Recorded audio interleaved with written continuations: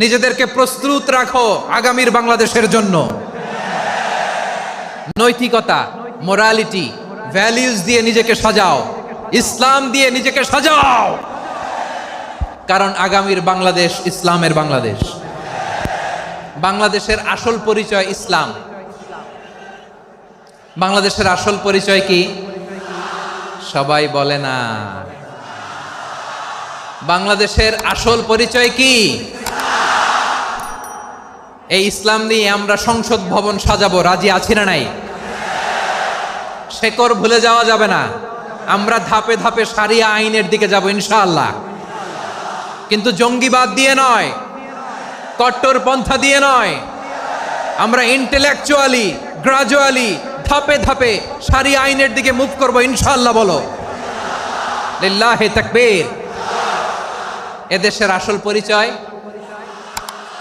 সবাই বলে না, আওয়াজ করে, এদেশের আসল পরিচয়